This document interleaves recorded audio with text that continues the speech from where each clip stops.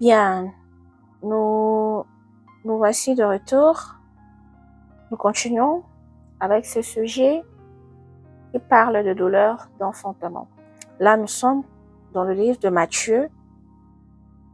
Matthieu, chapitre 24. Nous allons lire du 1er au 14e verset. Alors, s'il faut que je fasse un petit rappel pour la vidéo précédente, nous avions parlé de ces douleurs d'enfantement qui est notre sujet principal. Et nous avions dit que Jésus-Christ parlait en parabole aux gens qui l'entouraient et c'était pour une raison. Et nous avions lu cela dans le livre, toujours dans ce livre de Matthieu. Nous avions lu cela. Dans le chapitre 13, nous avions parlé du semeur et des terrains. Et la question lui avait été posée par ses disciples et il avait répondu, il avait donné la raison sur laquelle il parlait aux gens en parabole. Alors, si vous voulez avoir plus d'informations sur ça, vous pouvez retourner dans la vidéo précédente et vous le verrez là-bas. Alors, ici, nous continuons ici et nous allons découvrir avoir la révélation, je veux dire, de ces douleurs d'enfantement. Qu'est-ce qu'elles représentent pour nous? Qu'est-ce qu'elles représentent pour ces temps de la fin? Bien, nous allons lire le titre de ces chapitres. Ici, il s'agit du discours sur le mont des Oliviers, destruction de Jérusalem et avènement du Fils de l'homme. Que disent les Écritures? Comme Jésus s'en allait, au sortir du temple, ses disciples s'approchèrent pour lui en faire remarquer les constructions. Mais il leur dit, « Voyez-vous tout cela? Je vous le dis en vérité, il ne restera pas ici pierre sur pierre qui ne soit renversée. » Il s'assit sur la montagne des Oliviers et les disciples vinrent en particulier lui poser cette question.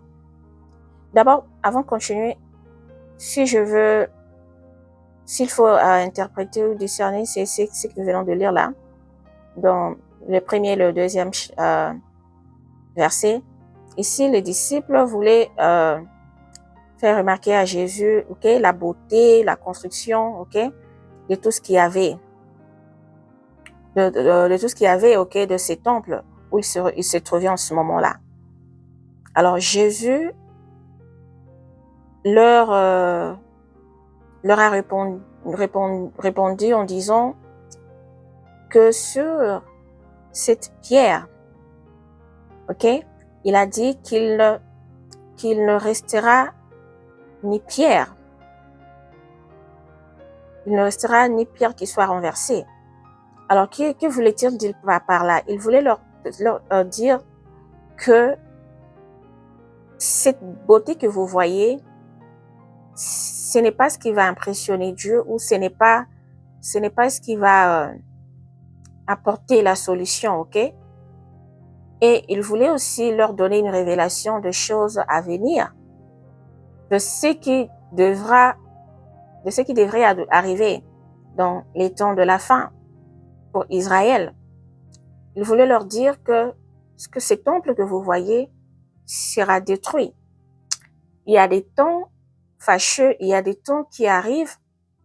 Tout ce que vous voyez n'existera plus. Tout ce que vous voyez là devant vous sera détruit. Donc, il y a des événements qui doivent arriver. Il y a des choses qui doivent arriver et ce que vous voyez disparaîtra. Parce qu'il y a des choses, des événements qui vont arriver. Donc, il y a des troubles. Il y a des troubles, il y a des affrontements, il y a toutes ces choses. Si on peut parler des guerres ou des conflits, donc tout ce qui viendra dans le pays, qui viendra pour s'aimer du trouble, pour s'aimer la destruction. Donc, Ne soyez pas impressionnés par cette beauté ou ne pensez pas que cela restera là pour toujours. Car il y a des choses qui doivent prendre place dans les jours à venir. Donc voilà ce qu'il voulait dire par là. Alors nous continuons, la parole dit, il s'assit sur la montagne des Oliviers et les disciples vinrent en particulier lui poser cette question. Dis-nous, quand cela arrivera-t-il et quel sera le signe de ton avènement et de la fin du monde? Donc, vous voyez ce que je viens de dire tout à l'heure. Donc, les disciples ont saisi, ils ont compris, ils ont discerné les paroles de Jésus et lui posent la question pour savoir quand cela va arriver. Donc, tu nous parles de ces temples, de cette pierre qui n'existera plus dans le futur, mais dis-nous maintenant quand cela doit arriver et quand sera le signe de ton avènement et de la fin du monde. Puisque cette causerie a concerné différents points, l'avènement de Jésus et la fin du monde. Donc, c'est de ça qu'il s'agissait en ce moment-là, de ce qui concernait cette discussion entre eux. Alors, Jésus leur répondit, prenez garde que personne ne vous séduise, car plusieurs viendront sous mon nom, disant, c'est moi qui suis le Christ. Et ils séduiront beaucoup de gens. Vous entendrez parler de guerre et de bruit de guerre. Gardez-vous d'être troublés, car il faut que ces choses arrivent. Mais ce ne sera pas encore la fin. Une nation se lèvera contre une nation et un royaume contre un royaume, et il y aura en divers lieux des famines et des tremblements de terre. Tout cela ne sera que le commencement des douleurs. Alors on vous livrera au tourment et l'on vous fera mourir. Et vous serez haïs de toutes les nations à cause de mon nom.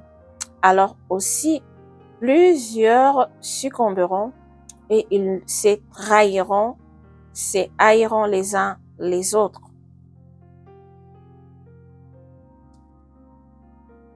Plusieurs faux prophètes s'élèveront et ils séduiront beaucoup de gens. Et parce que l'iniquité se sera accrue, l'amour du plus grand nombre se refroidira. Mais celui qui persévérera jusqu'à la fin sera sauvé. Cette bonne nouvelle du royaume sera prêchée dans le monde entier pour servir de témoignage à toutes les nations,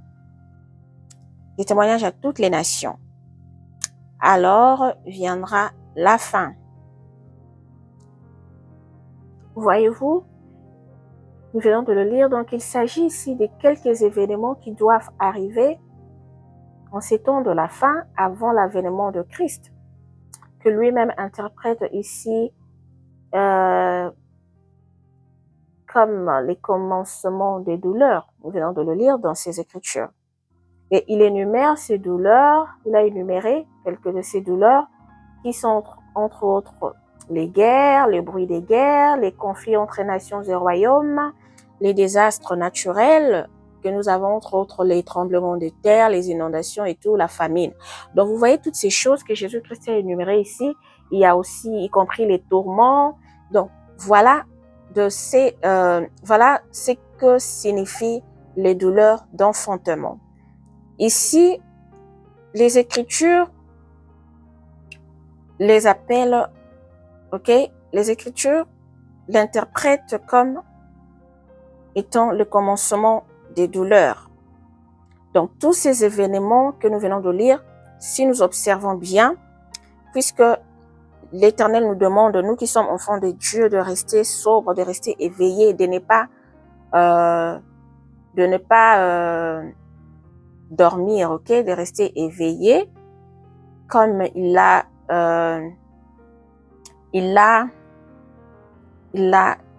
si bien dit ou interprété dans la parabole des 10 vierges. C'est dans ce livre de Matthieu, je pense dans le chapitre 25, qui est juste là à côté. Matthieu chapitre 25, vous voyez là la parabole des 10 vierges. Donc ici, les Écritures, l'Éternel nous demande, nous recommande d'observer ces temps de la fin. Alors, lorsque nous observons, nous remarquerons que ces événements sont déjà en train de s'accomplir sous nos yeux. Ces événements s'accomplissent sous nos yeux.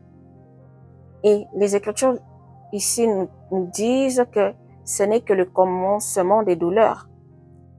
On parle des commencements des douleurs. Donc, s'il faut illustrer cela sous forme d'une, comme je l'avais dit dans la vidéo précédente, une mère qui est enceinte, qui veut enfanter son enfant, vous voyez, les douleurs commencent petit à petit, puis elles finissent par augmenter jusqu'à ce que l'enfant va naître. Alors, lorsque les douleurs sont au commencement, vous voyez, ces douleurs sont au commencement, mais elles ne sont pas encore, augmentées, ok? Elle va s'accroître plus tard et elle deviendra très tendue, et c'est lorsque ces peines augmentent et que la femme n'en peut plus, et là c'est là maintenant que l'enfant veut naître. Mais voyons tous ces événements décrits ici dans les Écritures, on nous dit que ce n'est que le commencement des douleurs. Alors, nous observons ce qui se passe tout autour de nous et nous comprenons que nous traversons tous ces événements. Nous parlons des douleurs d'enfantement parce que ces points font partie de ces temps de la fin. Alors, rappelons-nous toujours que nous sommes dans un enseignement qui parle des temps de la fin, ok, et de leurs événements. Alors, c'est quoi ces tourments dont les Écritures nous parlent ici? Lorsque les Écritures nous disent que vous serez livrés au tourment, c'est ici, vous serez, alors on vous livrera au tourment et l'on vous fera mourir et vous serez haïs de toutes les nations à cause de mon nom. Alors, les tourments ici, puisqu'il s'agit de notre Jésus-Christ, nous savons qu'il y a une guerre entre les ténèbres et la lumière. Alors, tous ceux-là qui sont appelés enfants de Dieu, les saints, les fidèles, les appelés, les élus et tout le monde, donc vous comprenez que tous passeront sous le feu. Tous passeront devront expérimenter ces épreuves. Mais ce que nous devons retenir est que nous ne serons pas seuls. S'il faut traverser le feu, nous le traverserons tous ensemble à cause de ce nom, de ce roi que nous avons accepté dans notre vie qui est Jésus-Christ. Et la parole dit ici que vous serez haïs de toutes les nations à cause de son nom. Donc vous comprenez que c'est d'abord une bataille spirituelle et puis qui vient prendre la forme physique. Donc il y a des choses que nous allons vivre comme ça qui doivent prendre place et c'est inévitable. C'est des choses qui doivent prendre place puisque c'est une prophétie qui est dans la Bible. Ce que nous lisons là, c'est en fait une prophétie qui doit prendre place. Alors, parmi ces tourments, déjà, nous voyons ici qu'il s'agit de fidèles qui seront mis à mort. Ok, il y a de ceux qui perdront leur vie à cause de Jésus, qui seront haïs des nations à cause de ce nom qui est le nom de Jésus. Et on dit alors plusieurs succomberont et ils se trahiront. Ils se trahiront. Donc, il y aura de ceux qui succomberont pendant cette bataille. Et de ceux qui garderont la tête haute. Et de ceux-là qui se trahiront, c'est-à-dire qui perdront la vérité, qui seront éloignés, qui seront désorientés, perdus, emportés par le vent de ce monde, qui accepteront l'autre camp, qui se trahiront, ok? Et qui se haïront les uns les autres. Parce que lorsque vous avez Jésus dans votre vie, vous n'êtes pas appelé à haïr. Donc, vous êtes censé avoir de l'amour pour votre prochain. Mais ceux qui se trahiront seront ceux qui seront manipulés, corrompus, ok? Ceux qui rejetteront la vérité. Donc, voilà. Et parmi ces tourments, il y a aussi, si nous devons prendre l'aspect de la vie sociale, nous savons que s'il faut définir, c'est Les tourments, en fait, c'est cette manque de paix, ok? Manque de paix, qu'on vous afflige, ok? On vous afflige directement ou indirectement, ok? Des conditions physiques ou morales qui vous font souffrir. Ok, il y a des inquiétudes ou tracasseries sur plusieurs plans, ok, dans la vie normale, même s'il faut regarder comment certains peuples vivent dans leur pays, voir comment leur gouvernement évolue, comment ils sont traités par leurs chefs. Et vous voyez qu'il y a des inquiétudes, des tracasseries que ces peuples subissent, qu'ils expérimentent, ok? Des épreuves qu'ils expérimentent sur le plan économique, social, sur le plan de la santé, sur le plan psychologique. Et vous voyez un peu. Alors, tout ça là font partie des tourments. On peut prendre un exemple, par exemple, de l'exemple des virus ou des trucs pareils qui surgissent comme ça là de nulle part et qui viennent frapper un certain peuple, une certaine nation. Tout cela, ce sont des choses qui sont faites intentionnellement, des choses ce sont des, en fait, ces tourments qu'on vous inflige, qu'on vous oblige, ok? Et l'objectif de ces choses, c'est de vous livrer, c'est de livrer le monde au tourment, ok? Dans le but de l'écarter, d'écarter le monde, c'est-à-dire le peuple qui vit dans le monde, l'écarter loin de la face de Dieu, de ne pas leur donner le temps, ok, de se rappeler et de chercher ce Dieu-là, ok, de les distraire afin qu'ils ne discernent pas les signes de temps, de les charger de problèmes, des soucis. Alors, imaginez-vous un peuple qui n'a pas, qui n'est pas, qui ne reçoit pas de l'aide qu'il faut, ok? Un peuple qui est tout le temps dans les problèmes, pas d'eau potable, pas d'électricité, une vie sociale très dure, très difficile. Un peuple qui ne sait pas circuler, qui ne sait pas s'épanouir à cause de manque, par exemple, de voies routières qui puissent leur permettre de bien circuler et de vivre, d'aller chercher du pain et tout ça là. Donc, vous voyez un peuple qui est coincé, c'est comme il est coincé dans une boule, un peuple qui ne sait pas évoluer. Alors, un peuple pareil il lui sera difficile de s'accrocher à Dieu parce que on lui inflige des conditions dures, difficiles, qui lui empêchent, qui va en fait désorienter son mental, désorienter le moral. Et ce peuple, au lieu d'aller à l'essentiel, soit revendiquer ses droits, se lever et dire non sur ça et ça, mais ce peuple se souciera plutôt d'aller chercher du pain pour chercher comment nourrir ses enfants, ok? Au lieu d'aller à l'essentiel, d'aller chercher le problème dans la source. Donc, vous voyez, ce sont des choses qui sont préméditées, des choses qui sont faites intentionnellement, si je peux dire comme ça, dans le but de vous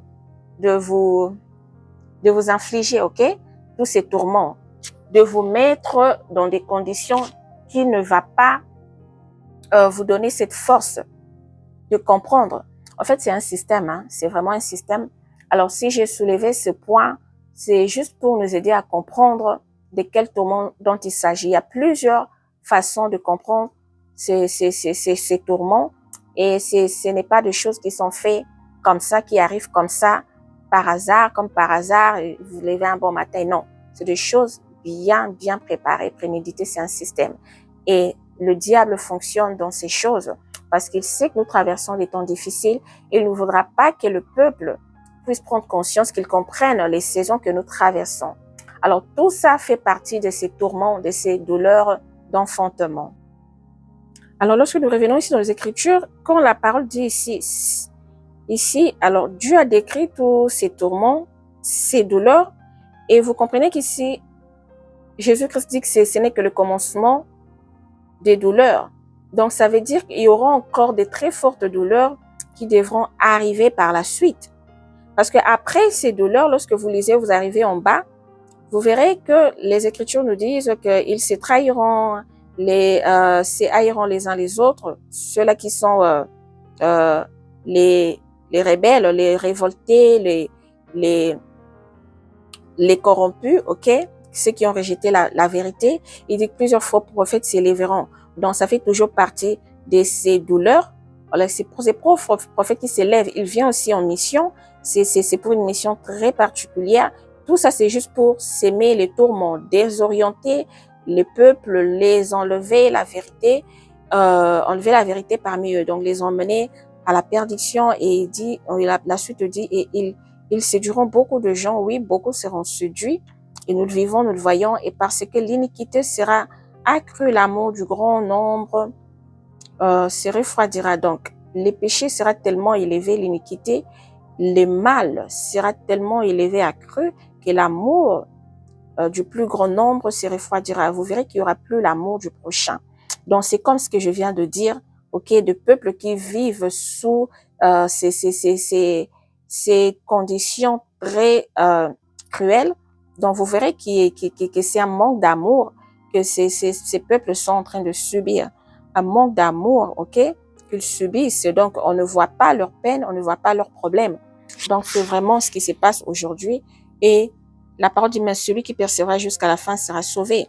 Donc, parmi ce peuple, donc, en étant dans tous ces tourments, ces douleurs, il faut tenir la tête haute, comme les Écritures nous demandent, comme les Écritures disent ici, que ceux qui se persévéreront jusqu'à la fin, c'est lui qui persévérera jusqu'à la fin sera sauvé. Donc, il y a une persévérance qui doit être présente, qui doit prendre place dans la vie d'un enfant de Dieu. Car ces choses doivent arriver, mais vous devez traverser ce feu, car il y a une fin pour toutes choses. Donc, il y a certainement une fin pour toutes ces choses. Et la parole dit que cette bonne nouvelle du royaume sera prêchée dans le monde entier. C'est comme ce que je suis en train de faire tout de suite là, maintenant là. Donc, nous prêchons cette bonne nouvelle. Alors, les disciples qui ont reçu cette connaissance de Jésus, et à leur tour, ils doivent aller vers ces nations. Ils doivent aller vers ceux qui sont faibles, les aider, les soutenir, les encourager, les remonter le moral, de les aider et de leur montrer qu'il y a de l'espoir, car tout devra prendre fin et Jésus-Christ devra venir pour mettre fin à toutes ces choses et régner. Donc, on dit que pour servir de témoignage à toutes les nations. Donc, cet évangile qui va servir des témoignages à toutes les nations, alors viendra la fin. Alors, vous voyez qu'après toutes ces douleurs, c'est alors que viendra la fin. Alors, cette fin, que veut signifier cette fin ici? Puisqu'il y a une continuité de choses qui arrivent ici. Alors, vous comprenez qu'ici, on dit que ce n'est que le commencement de douleur. Donc, après ça, c'est déjà dur ici, mais on dit que ce n'est que le commencement de douleur. Donc, ce qui va suivre sera vraiment les douleurs qui seront crues, qui seront élevées, ok? Donc, lorsque l'enfant veut naître, veut sortir du sein de sa mère, donc, vous voyez, les douleurs augmentent. Donc, c'est ce qui va suivre, ce qui viendra par la suite. Mais déjà, ces épreuves qui sont là, ces tourments, déjà, c'est déjà le commencement de ces douleurs. Et on dit ici, alors viendra la fin. Alors, cette fin qui viendra, s'agit-il de la venue de notre Seigneur Jésus-Christ, qui est l'enlèvement de l'Église, et après, il y aura une continuité de ces douleurs d'enfantement, ou s'agit-il de l'avènement ou la seconde venue de Christ après l'enlèvement? Donc, nous comprenons ici que la fin ici signifie la venue de notre Seigneur Jésus-Christ, qui vient pour enlever l'Église, s'il faut le discerner comme ça. Et puis après, il y a une continuité de cette grande tribulation qui doit suivre. Lorsque vous lisez à partir du 15e verset de ce chapitre 24, vous verrez qu'il y a encore plus de choses qui doivent venir. Donc ici, vous voyez qu'à partir de là, vous allez voir qu'il y a l'apparition maintenant de la bête qui vient siéger, qui vient faire sa mission. Alors sa mission a une durée bien déterminée dans les Écritures, nous allons le voir, ok? Pendant ces temps, il doit régner. Et là, il y aura déjà l'absence de l'Église sur la terre. Donc, voyez-vous un peu ce qui se passe ici? Alors, ces Écritures, si vous pouvez lire, vous verrez la suite de ces événements à partir du 15e jusqu'à la fin de ces chapitres. Nous, ce qui nous intéressait, c'était ici, à partir du 1er au 14e verset. Alors, nous allons aller lire dans Matthieu 27. Ok, ces chapitres ici, dans Matthieu 27, le titre, c'est Jésus livré à Pilate. Alors, ici, c'est l'image qui décrit les événements qui doivent arriver en ces temps de la fin. Alors, Jésus-Christ, comme j'avais dit, qu'il est venu pour accomplir sa mission et cette mission continue. Donc, il a accompli une partie et nous sommes, comme je le dis, nous avançons dans ces processus de 70 semaines ou 70 années. OK? Alors, Jésus-Christ est venu pour nous donner l'image de choses à venir. Donc, ce qui s'est passé avec Jésus, vous devez comprendre que on nous a donné l'image. Donc, c'est l'interprétation des choses qui doivent se dérouler en ces temps de la fin que nous traversons. Alors, ici, dans Matthieu 27, nous allons lire à partir du 45e au 54e verset. Déjà, avant de lire, donc, ce que nous venons de lire, alors, lorsque vous venez, si vous lisez l'histoire de Jésus jusqu'à ce qu'il va être crucifié, vous allez voir que c'est des choses qui vont de pair. OK? Déjà ici, vous allez voir ici, il s'agit de Judas qui va vendre Jésus, qui va le livrer ici. Et nous avions lu tantôt que les enfants de Dieu seront livrés. OK? Ils seront livrés, ils seront mis à mort. OK? Ils seront livrés, ils seront mis à mort. Et vous voyez que c'est le même déroulement avec l'expérience qu'a vécu Jésus. OK? Lorsque nous tournons la page, nous allons toujours dans ces chapitres 27, ici, vous voyez aussi, ici on dit Jésus comparé devant Pilate. Vous voyez, Jésus comparé devant Pilate, donc Jésus, il est livré, il est d'abord vendu par Judas et il est livré ici, il vient comparaître devant Pilate. C'est comme nous venons de le lire dans le chapitre 24, j'allais dire, où Jésus, les Écritures nous disent, lorsque Jésus parle aux disciples, il dit que vous serez livrés, vous serez trahis. Donc vous voyez que ce sont les mêmes scénarios qui se répètent, qui vont se répéter dans ces temps de la fin que nous vivons. Et ce sont les mêmes choses que Jésus-Christ a vécues en son temps. Donc, son apparition sur la terre, lorsqu'il est venu, c'était, en fait, il est venu pour nous faire voir, nous faire connaître ce qui doit arriver.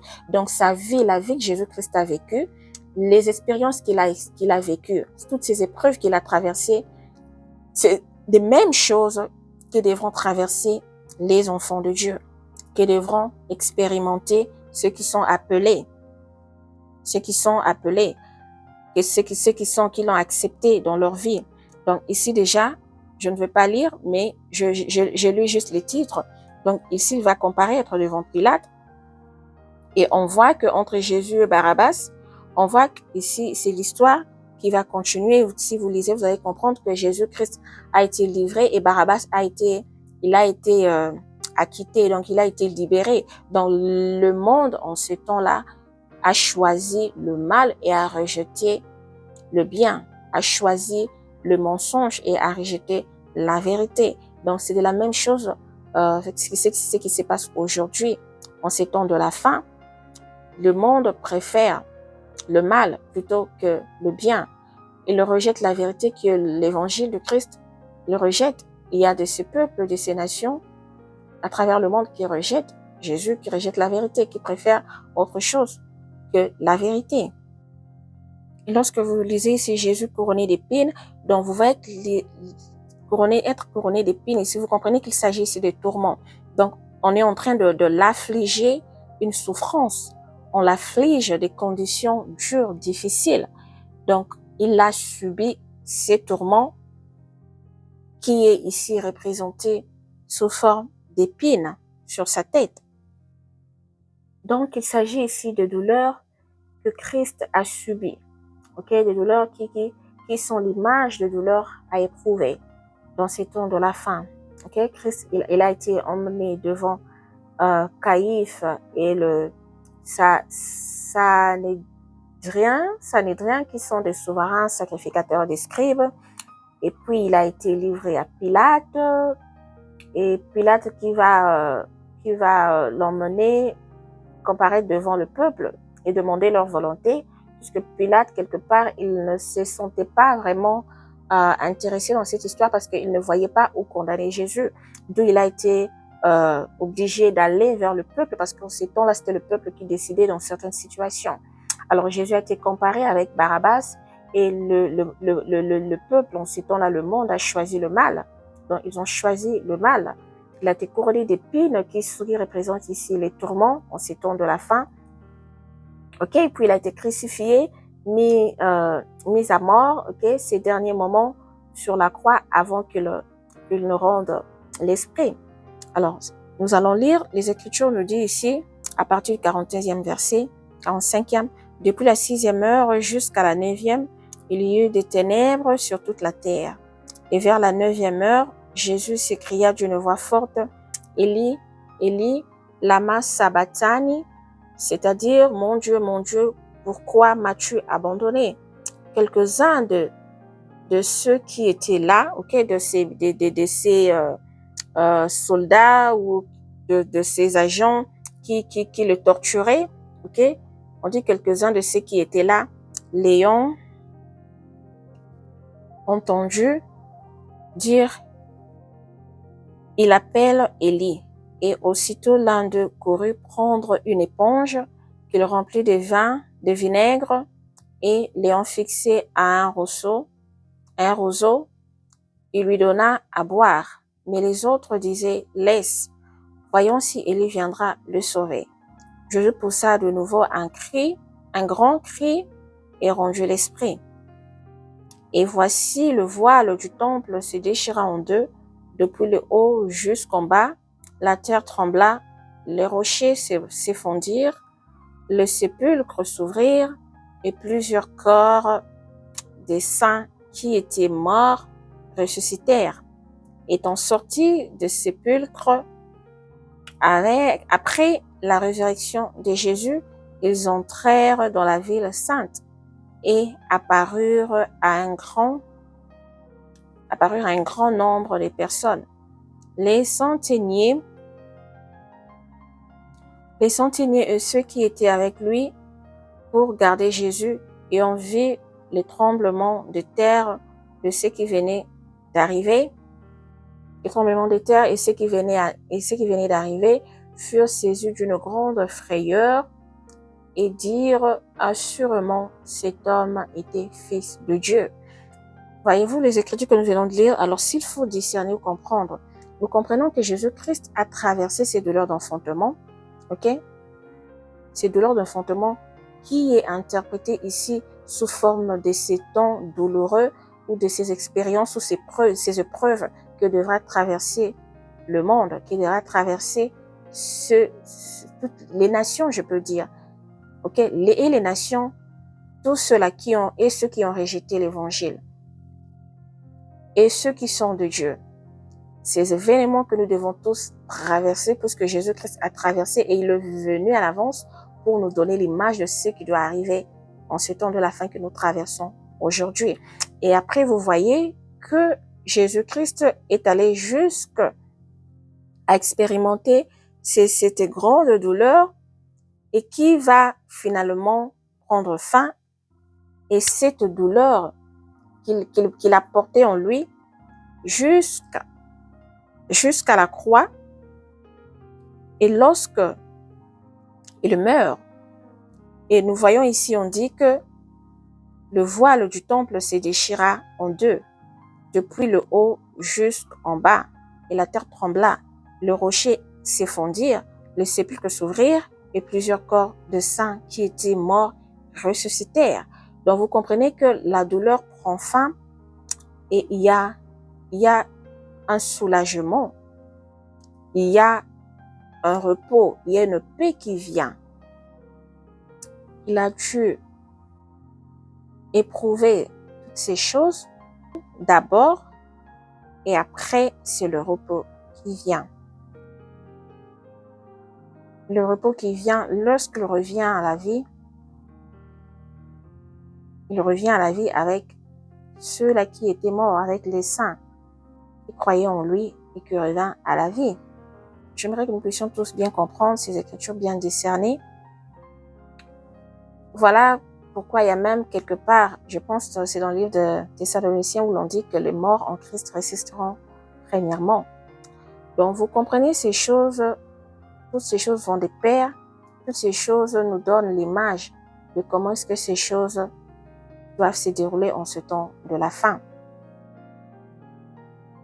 Donc ici on dit après sa résurrection et qu'après qu'il y ait résurrection de tous ces saints, ils furent tous saisis d'une grande frayeur et disent assurément cet homme était fils de Dieu. Donc en fait c'est exactement la même chose que nous vivons aujourd'hui.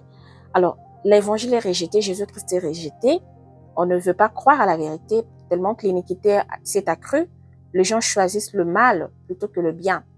Mais lorsque toutes ces choses se dérouleront, lorsque le monde passera sous ces grandes tribulations, sous toutes ces choses qui doivent arriver, que le monde devra subir, c'est vers la fin qu'ils reconnaîtront, qu'ils comprendront qu'il s'agissait bel et bien du Messie, qui doit sauver le monde, qu'il s'agissait bel et bien de Jésus-Christ, qui est le roi des rois.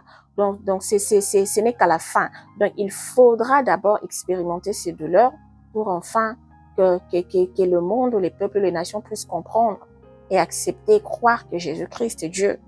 Donc vous voyez, voilà ce que je peux dire pour aujourd'hui.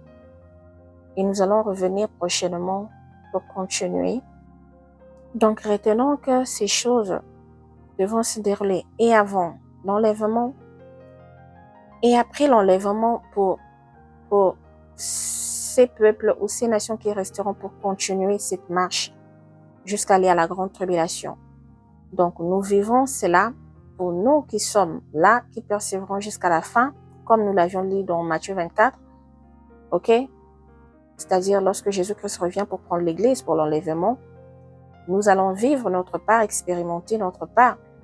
Et c'est ces mêmes choses que devront aussi vivre les nations et les peuples qui resteront sur la terre. Donc voilà ce que je peux dire pour aujourd'hui.